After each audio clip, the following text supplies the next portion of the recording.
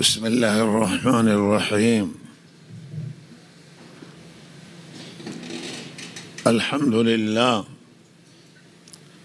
الحمد لله وسلام على عباده الذين اصطفى.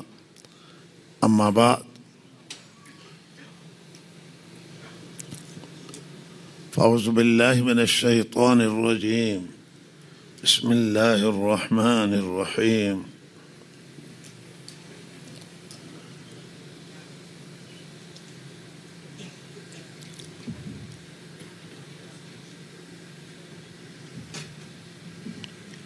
وجوه يومئذ ناعمة لسائها راضية في جنة عالية لا تسمع فيها لاغية. أي قبل كلا بل تحبون العاجلة وتذرون الآخرة. الله تعالى بمریضی های اصلی جامعه انسانی، جامعه مسلمانان در جاهای مختلف در قرآن عظیم الشان اشاره دارد. کوتاهی هایی که ما نسبت به دین داریم و بیمیلی که نسبت به دستورات الهی موجوده، غفلت هایی که گرفتاریم و روحیه در عبادات، در بندگی خدا ضعیف وجود نداره و بی‌تفاوتیم نسبت به مسائل دینی، نسبت به دستورات و فرامین الهی، نسبت به وظایف شرعی و دینی و وظایف دیگر انسانی که بر گردن ما هست. مریضی اصلی را الله تعالی در قرآن تذکره کرده است که شما عاجله را دوست دارید، دنیا را پسند می کنید که عاجله هست و فوری هست و فعلا هست، در دسترس شما، در منظره چشم شما هست و نقدی هست و نقد را شما می پسندید و آخرت که نسیه و در آینده جنت و بهشت در آخرت هست.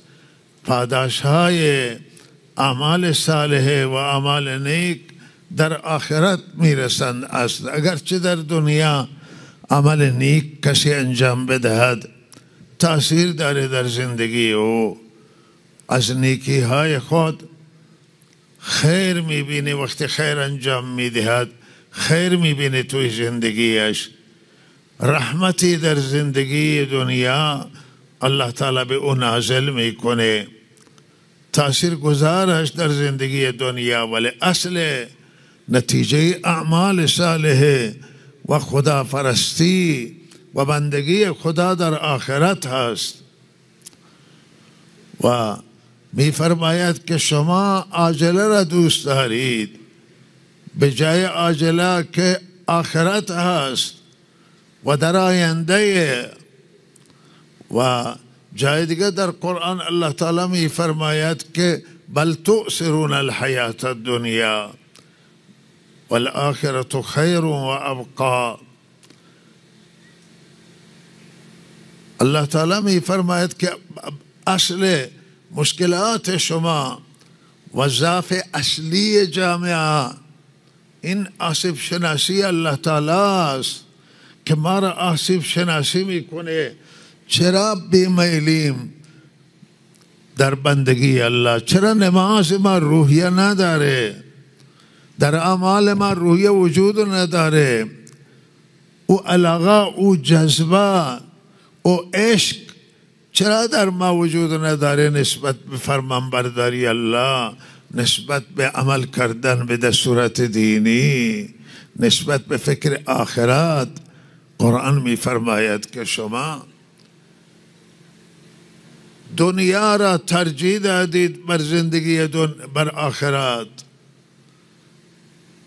و آخرت در حالی که بهتره برای شما مردم. آخرت ماندگارتری از دنیا. دنیا ناپایداره. زیاد عمر بکنید، 70 سال، 80 سال، 90 سال، 100 سال عمر بکنید، آخر که مرگ و آخر که میمیرید، به تعبیر امام غزالی رحمه الله تعالی، اگر 100 سال عمر کنید و همه پادشاهی روی زمین را الله به شما بدن، شما پادشاهی همه روی زمین باشید، بعد از 100 سال که مرگ که بیاید چی میشه؟ پادشاهی از دست شما میره، تمام امکانات با مرگ از دست شما خارج میشوند. بعد چه کار میکنید؟ بالاخره بعد هم کمی مرگ و فنای انسانه و آخرت. تا انسان میمیره قیامتش برپایه، تا انسان میمیره آخرتش شروعه، آغاز آخرت با مرگه، به ثواب اعمالش میرسه، به مجازات گناهش میرسه، نرسیده به جهنم. اینها همه مقدماتن و عذاب میبینه و میبینه تا اینکه روز قیامت، روز حشر و نشر و حساب و کتاب، او را به جهنم میپرستن و اگر نیکی کرده به بهشت میرود، ولی توی قبر هم راحت میبینه، رحمت میبینه، نعمت میبینه، نعمتها در قبر عنایت میشود. ولهذا این زندگی دنیا عزیزان من ناپایداره، ماندگار نیست، عاقلانه نیست، هوشمندانه نیست که ما زندگی دنیا را ترجیح بدیم بر آخرت و نسبت به آخرت سست باشیم، بی حال باشیم، بی تفاوت باشیم، روحیه داشتن باشیم و نسبت به دنیا چست و چالاکیم، هوشیاریم، هوشمندیم، با تمام روحیه انجام میدیم، با تمام عزیزان من جد و جهد و کوشش انجام میدیم، دنبال میکنیم منافع دنیا را، اما وقتی که منافع آخرت برسه بی حالیم. همون خاطره آدم آمد که حضرت مولانا را، من یک کسی را، مولانا من پیام داد برای یک عزیزی و گفت که تو این عزیز بگو که تو فلان وعده را خیر را کردی و این وعده اش را انجام بده که نیاز هست. من به ایشون گفتم، کمی به فکر رفت و پیام مولانا را رسوندم. گفت که فنا به خدا. من گفت فنا به خدا، دیم یک جمله را گفت مانا فنا به خدا یعنی این به الله تعالی فنا میبره و معلوم میشه که از دستش کاری ساختن نمیتونه، سرش سخته و کار در دست او بود. من به حضرت مولانا گفتم که پیام شما را من رسوندم و او گفت که فنا به خدا. گفت که شما به ایشون میگفتید که نه فنا به خدا نیست، فنا به شیطانه. ایشون باید میگفت که فنا به شیطان. بالاخره کار خیر انسان انجام میدهد و فنا به خدا ببره، ولی کار خیر که انجام ندهد این فنا به خدا نمی شود، این فنا به شیطان می شود. و این عرض بزرگ شما که برای آنه که ما زندگی دنیا را ترجیح میدیم از زندگی آخرت و برای دنیا هزینه های کلانه و قراردادهای طولانیه بالاتر از عمرمون. اگر عمرمان فرض کنید 10 سال مانده یا 20 سال مانده یا 5 سال مانده، قرارداد 50 ساله امضا میکنیم، قرارداد 90 ساله امضا میکنیم. و در بغداد کسی قرارداد یا 90 ساله 100 ساله بسته بود و یکی از علما و خطبا سر منبر رفت و گفت که آی مردم، حضرت اسرائیل وفات کرده، خبر دارید که حضرت اسرائیل وفات کرده؟ مردم حیران شدند که حضرت اسرائیل که قبض روح میکنه و بالاخره او که دیگه که وفات کنه پس معنی که مرگی نیست. گفتن که خطیب چه میگه؟ میگه اسرائیل شما اطلاع دارید وفات کرده؟ و مردم گفتن که نه، چنان چیزی اطلاعی نداریم. گفت که اگر اسرائیل وفات نکرده است چگونه توی بغداد قرارداد 100 ساله امضا میکنه یکی از اهل بغداد؟ معلوم میشه که او اطلاعات داره که اسرائیل وفات کرده و قرارداد 100 ساله ببنده. برای وقتی که نوبه ما به مادیات میرسه و کار ما به دنیا میرسه، بچه روحیه ما انجام میدیم، بچه عشق و علاقه، بچه امیده. اما وقتی که کار ما به آخرت برسه پناه به خدا میبریم و سستیم و روحیه نیست.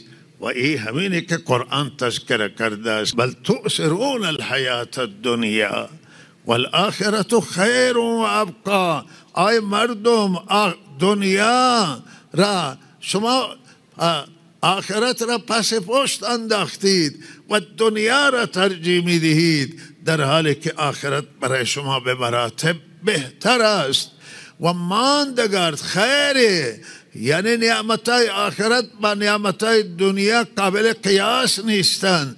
نعمتایی که در بهشت، نعمتای همم ظاهری و نعمتای معنوی که حرمت و احترام در آخرت، عزت در آخرت، این سروری آخرت و حرمت آخرت و نعمتهای ظاهری بهشت به مراتب بهترند از زندگی از نعمتهای دنیا و باقیان ماندگاران برای 100 سال، برای 1000 سال، برای میلیاردها سال نیستن، برای دائما و برای همیشه این نعمت ها هستند. اونجا معزز میشید. چنان عزت الله به شما عنایت میکنه به اهل بهشت، چنان مقام و درجه عنایت میکند که حد و مرزش نیست و این نعمت ها همیشه و همیشه هستند و دائما از این نعمت ها استفاده میکنن. هیچ خطری این نعمت ها را تهدید نمیکنه و هیچ خطری وجود نداره که این صاحب نعمت و اهل بهشت روز از بهشت را اخراج کنن، یا بمیره یا مریض بشه یا ما مشکلات مواجه بشود. اما دنیا همه این نعمت ها موقتیان، معلوم نیست که چه پیش بیاید. قحط میآید و این قحط تمام دارایی مردم میزنه، ضربه میزند، اقتصاد، کشاورزی را، دامداری را و به دامداری ضربه وارد میکنه، دام هم میمیرن و سرمایه از دست. این مشکلات اقتصادی و معضلاتی که کشور ما را فرا گرفته و کساد پول ایرانی، تومان ایرانی چنان ضربه زده است به سرمایه های زندگی مردم که سرمایه های 100 ساله را برباد کرده است و زندگی مردم تباه. پول دارند و پولشون ارزش نداره، به ارزش. این زندگی دنیاست.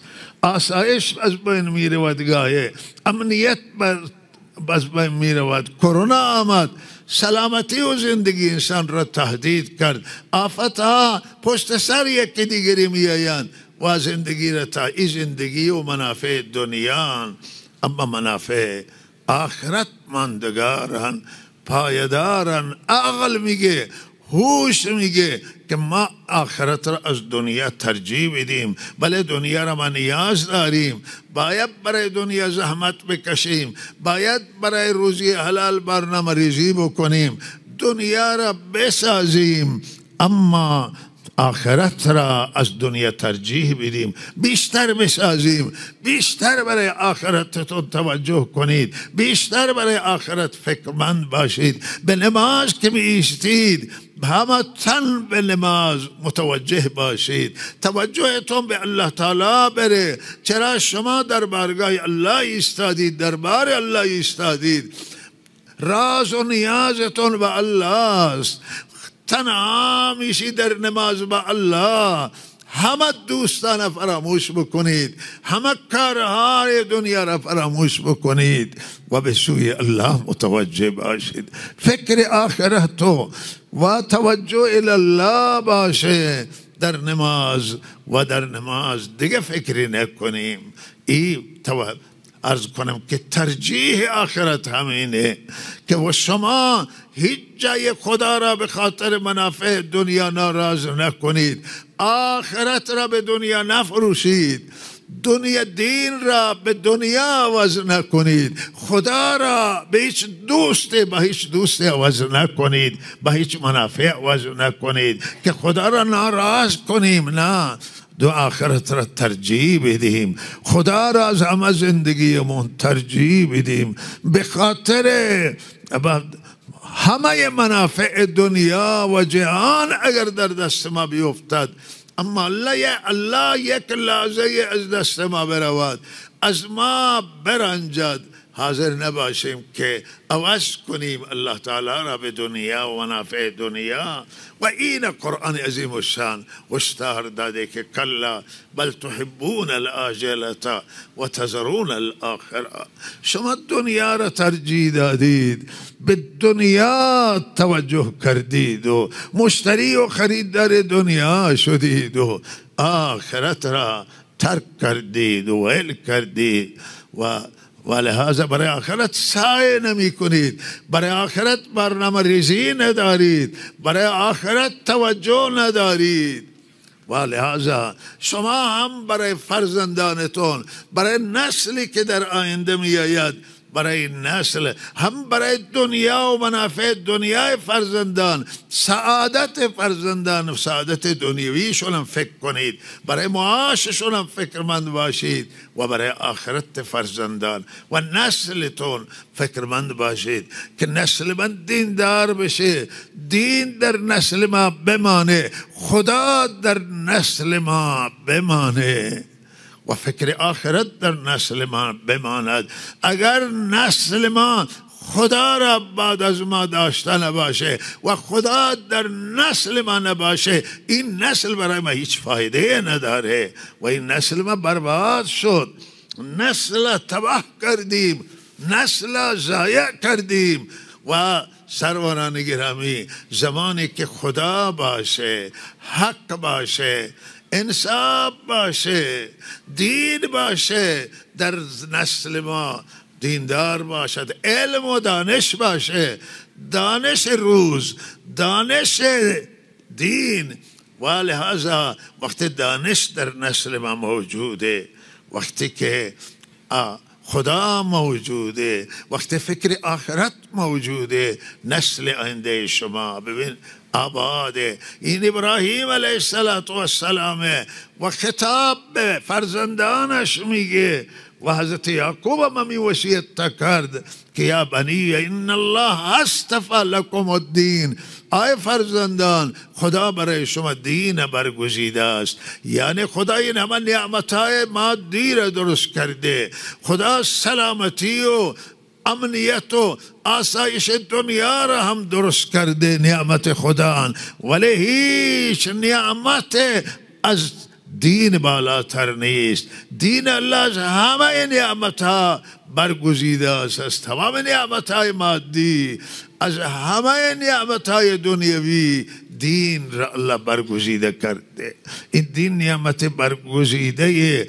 دین محکم بگیرید، دین مضبوط بگیرید، دین با چنگ و دندان حفاظت کنید و داشته باشید تو زندگیتون. برای نسل آینده تون برنامه ریزی کنید که در نسل شما دین بمانه، در نسل شما هدایت بمانه، در نسل شما خدا بمانه، در نسل آینده شما رسول الله صلی الله علیه وسلم بمانه.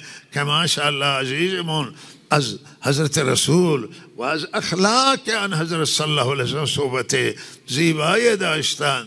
از اخلاق آن حضرت یک دریای بیکران بود. دانش آن حضرت صلی الله علیه وسلم دریای بیکران بود و آن حضرت یک انسان وسیع و ظرفیت کلان و بالا و الگو و نمونه تا قیامت برای تمام رهروان راه خدا، برای تمام رهروان راه درست و راه صحیح، برای همه بندگانش که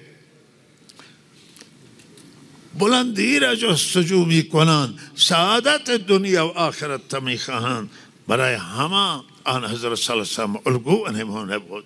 امیدواریم که دین شما برای خود بخواهید، به فرزندانتون نصیحت کنید و وصیت کنید که بعد از شما فرزندان شما دیندار زندگی کنند و دین در میانشون بمانه. و وصیت پدران تأثیر داره. وقتی پدر از دنیا میمیرد و میرود و وصیتش را جستجو میکنند که چه وصیت کرده.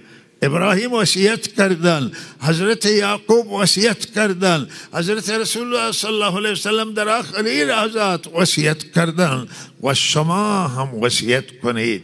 و بهترین وصیت شما آنه که بچه ها را به راه درست و راه صحیح و راه صداقت و راه خداپرستی و راه صحیح راهنمایی بکنید.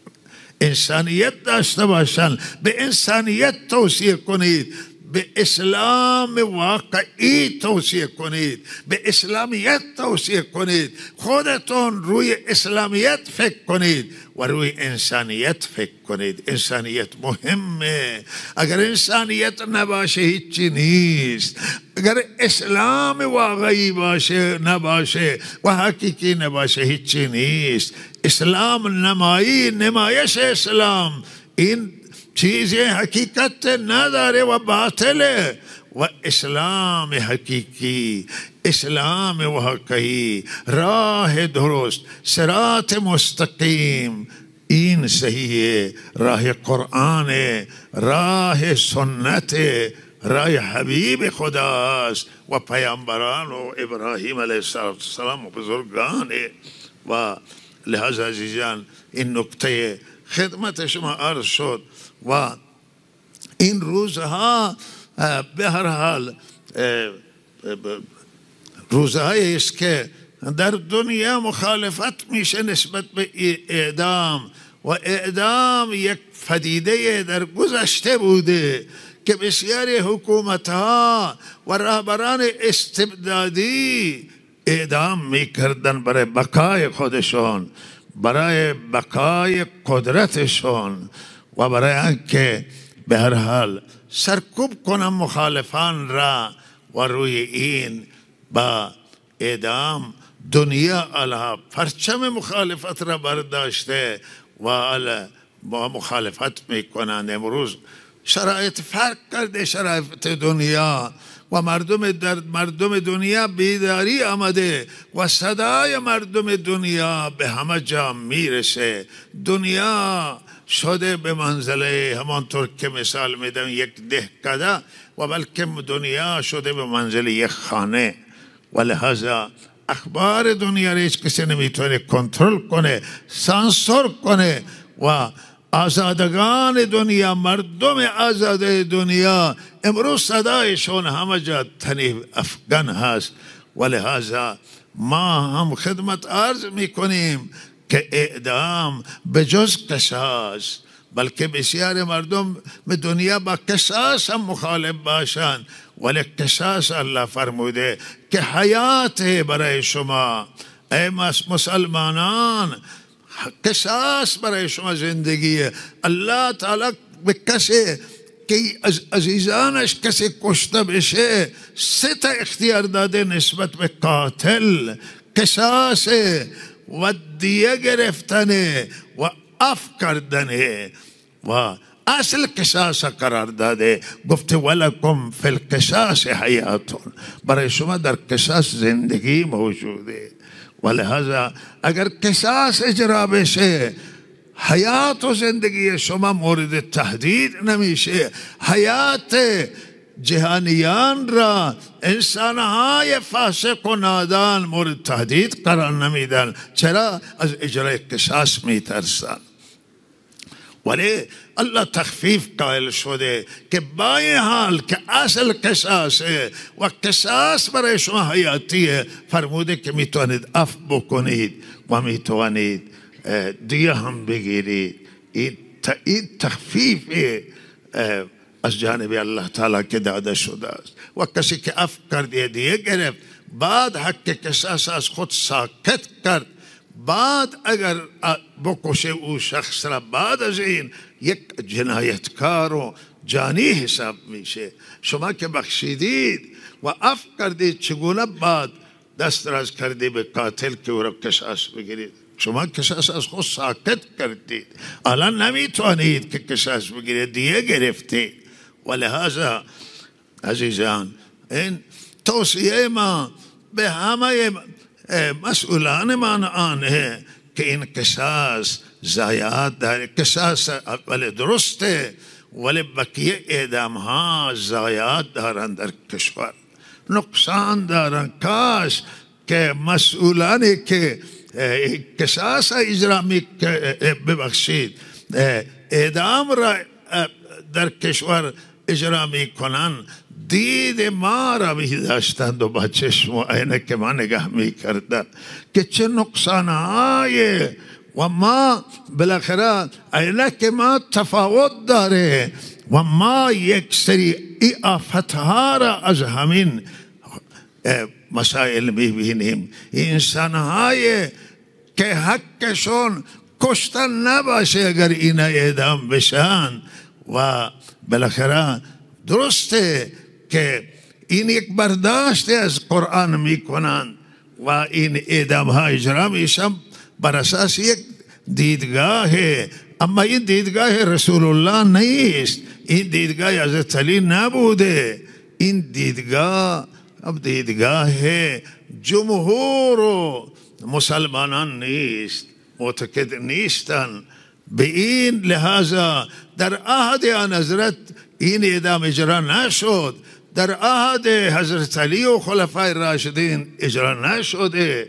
و لحاظا که محارب بزنن مردم و اعدام بکنن، ولی خیر خواهی دل سوزانه بنده میگویم، دشمنی ندارم و از روی مسائل دیگر نمیگویم، عقده هم نیست که من این مسائل بکشه، عادت بنده هم نیست و متنفرم از این که کسی بخواهد با یک انتقام بگیره. نه، من نظرم آنه که ما واقعیت ها را در نظر بگیریم. واقعیت آنه که این اعدام های کثیر و زیاده که امروز در کشور ما هست، اینها با اینه که ما میگه که الله ناراضه و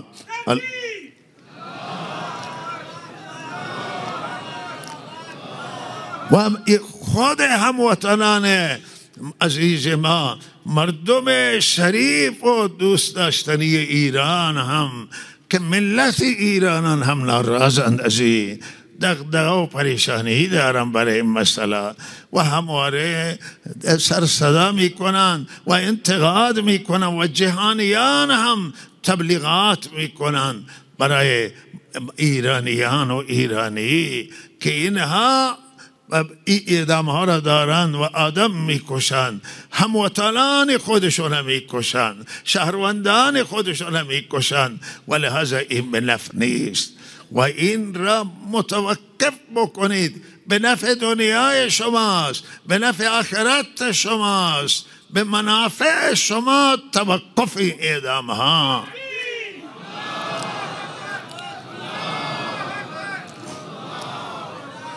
این مشکلات که من عرض کردم، مسئله عینک کا مطرح کردم، بسیاری از این مشکلات، خشکسالی و زلزله ها و این بسیاری از این بنبستایی که ما مواجهیم، ما احساس منانه که از همین اعدام ها اینها شکل میگیرن. چون وقتی الله ناراض بشه و وقتی که یک چیز نزد الله ظلم بشه، الله او را ظلم میدانند و لحاظا برای ما تبعات داره، برای حکومت ها تبعات داره، برای ملت ها تبعات داره و لحاظا این اعدام ها را بقیه را مردم و دنیا اینا را سیاسی تلقی میکنن، همش همین مسئله را مطرح میکنن، در داخل هم سیاسی اینا را تلقی میکنن،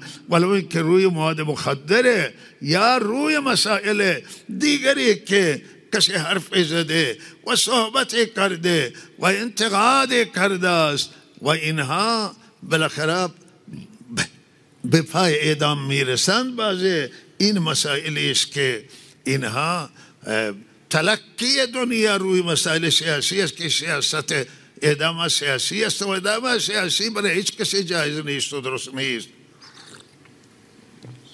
لحظه به خیر میبینم، به سلام میبینم که شما اعدام ها را متوقف کنید.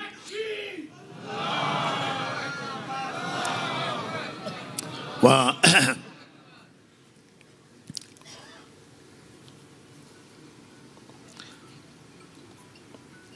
این روزا متاسفانه در استان ما ناامنی خیلی زیاد شده است و به هر حال سرقت زیاده و بالاخره فقر و گرسنگی و بیکاری و این مشکلات و مسائل به سبب شده و یک و دیگر ضعف دینی مردم ما و ضعف دینی بعضی از مردم و در استان و فقر و گرسنگی از طرف دیگر به هر حال دست به هم داده که بعضی آخرت را در نظر نگیرند، خدا را در نظر نگیرند و به دست به ناامنی بزنند، به سرقت بزنند.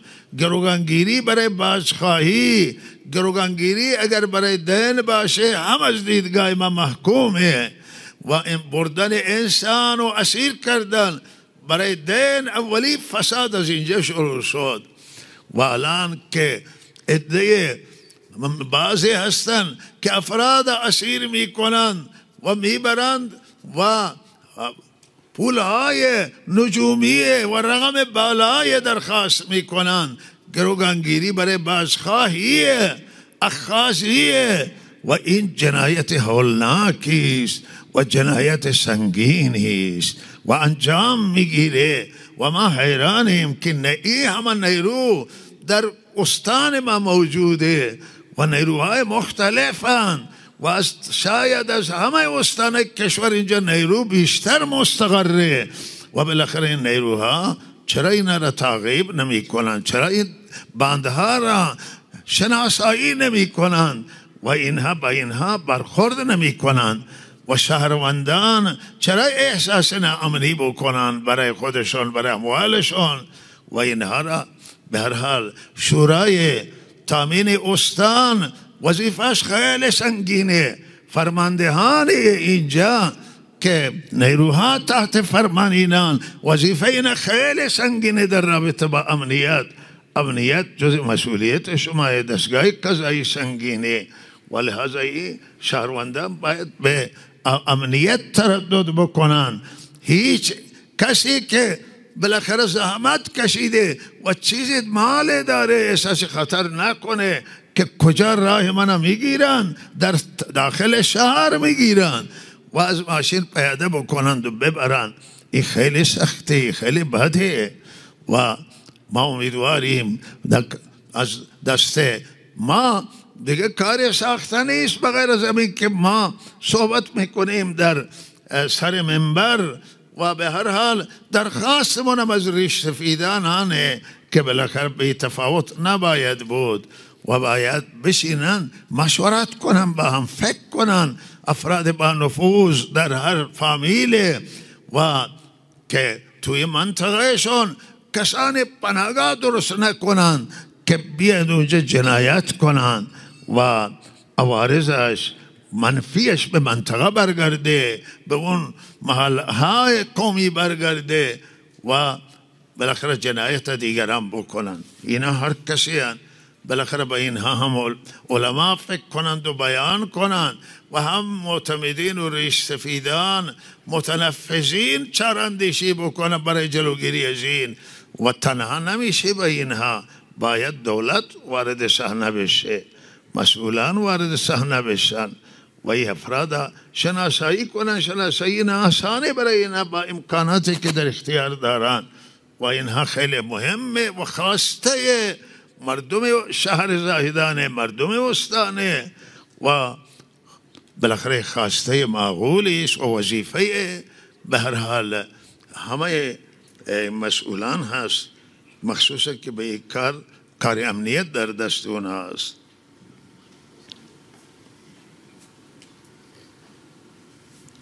باید کسی که سرقت میکنه تعقیب بشه، دستگیر بشه و مجازات برسه و فرزند هر کس باشه، از هر فامیلی باشه و هر کسی که برای بازخواهی گروگان میگیره باید شناسایی بشه، دستگیر بشه، مال مردم از او گرفته بشود و خودش مجازات قانونی انجام بگیره برای او.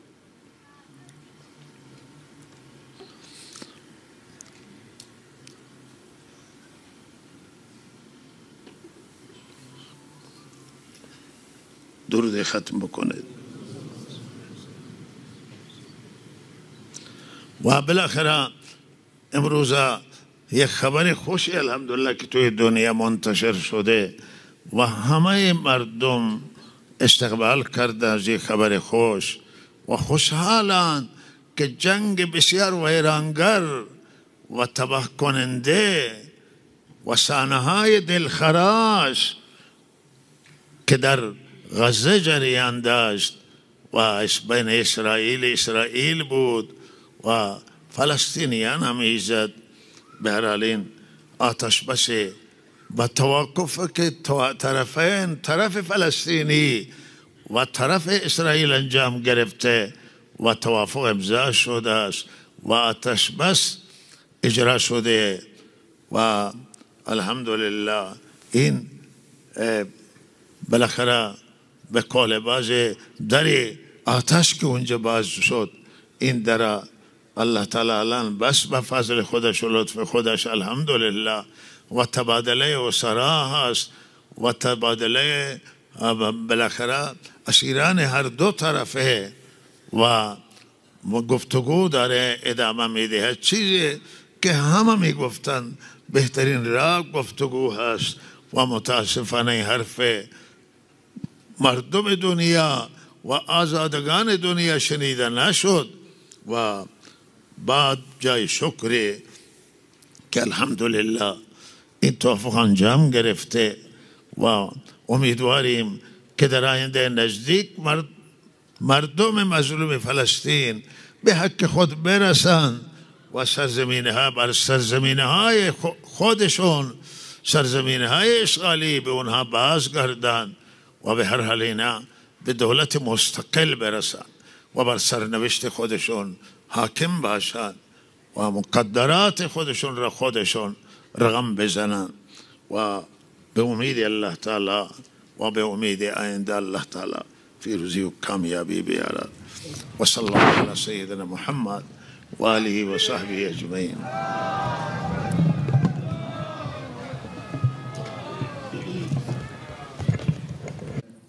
یه توضیح برامون عرایزم داشتم، یک دو تا جمله هم فقط، و اون که بنده گفتم که از عینک ما کاش که نگاه می کردن، از عینک ما به قرآن نگاه می کردن. منظورم این بود، دیگه بنده غیبی نمی دانم ولی آنچه که برداشت ما از قرآن و قرآن تلاوت میکنیم در روشنی قرآن، در روشنی حدیث، و این میبینیم که این آفت‌هایی که الان متوجه کشور ما شده، این تحریم که گذشته جریان داشته و الان این تحریم‌های بین المللی آمده و بسیار گسترده و این فشار بر ملت ما که جای فشار ندارد. این ناراضگی اهل زمینند و اهل آسمان هم ناراض میبینم برای آن که اهل آسمان هم مرا تحریم کرده است، لحاظ باران نمی بارد.